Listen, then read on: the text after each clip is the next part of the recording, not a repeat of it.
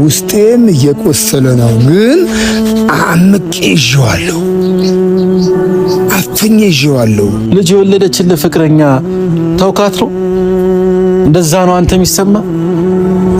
9 ወር ሙሉ ያንተ ልጅ 9 ወር ሙሉ በሆዷ ተሸክማ ስለወለደችልህ ተውካት?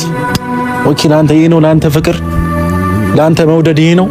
ነገራቶች ሁሉ ሲደጋገምና ሲደራረብ በጣም ያስጠላል፣ ያሰለቻል።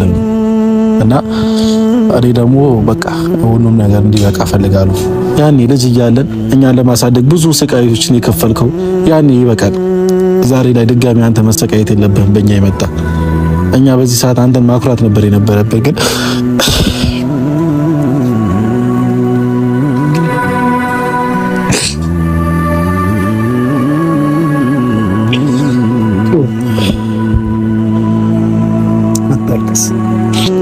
አሁን እንዴት መሰለህ የለቅሶም ዘመን የለቅሶም ጊዜ ያልፋል። ሁሉም ያልፋል። ውስጡ ያላዘነበት የለም፣ ውስጡ ያልቆሰለ የለም። ኤፍርዬ አሁን ማልቀሱ ጥሩ አታልቅስ።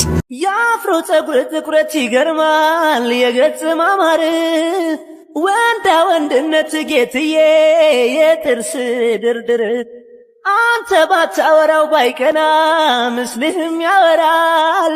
ለልጆች ስትል መኖርክን ፎቶ ይናገራል። ሞገስክን ያጣኸው አባ ስትወልደኝ ነው። ላረክልኝ ነገር የኔ አቅም አንድ ነው። እወድሃለሁ እወድሃለሁ እወድሃለሁ እወድሃለሁ። በጣም ልብ የሚነካና በጣም አሳዛኝ ነገር ጋሽዬ ለአብርሃም መልእክታቸውን አስተላለፉ። እኔ በጣም ወድጀው በጣም ልጄ አክብሬው መርቄው ሰድጄ ዛሬ እንደዚህ ያዋርደኛል በአደባባይ ብዬ አስቤ አላቅም ነበር ሲሉ ታዲያ ኤፍሬም እንዴት አድርገህ የልጅህን እናት እንዴት አድርገህ ፍቅረኛህን እንደዚህ አድርገህ ትጎዳታለህ በማለት ማልቀሱ ቢታይም ግን ኤፍሬም ፊት የት ነበር ሩታ ሂጂ ትሄድ አታስፈልግህም ስትል ነበረ። ዛሬ ግን ኤፍሬም እንዴት ልታለቅስ ቻልክ? እውነት ጫፍ ላይ ልትደርስ ስትል ያለ ሩታ እንደማይሆንልክ አንተም አወከው መሰለኝ። እና አብርሃም በጣም ነው የሚያመው። ጋሽዬ በጣም አዝነውብሃል። አብርሃም ካለበት ነገር መውጣት አለበት።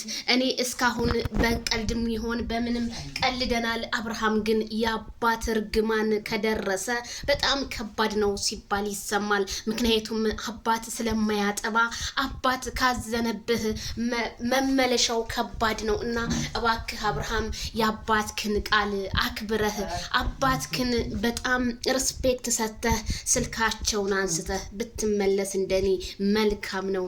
ጋሽዬ አይዞት የኔ አባት። በቲክቶኩ ተዘቀዘቁ፣ በሶሻል ሚዲያው ተዘቀዘቁ። የአባትነት ክብረውትን አባት የሌላቸው የሰውን አባት የማያውቁ ክብር ዝቅ አደረጉ። ያንቱ ክብር ግን ከማማው ላይ ነው። ጋሽዬ አይዞኝ፣ ያልፋል፣ የማያልፍ ነገር የለም። በጣም ያሳዝናል። ጋሽዬ ስልክ አላቸው። ቲክቶኩ ላይ ሲያው ፎቶአቸው ተዘግዝቀው ግን አሳዳጊ በደላችሁ ምን ይሰማችሁ? አባት ያለው በአባት አይጨክንም፣ እህት ያለው በእህት አይጨክንም። ጋሽዬ እባክህ አብርሃም ለአባት ስትል ወደ ራስህ ተመለስ። መልእክቴ ይድረስ።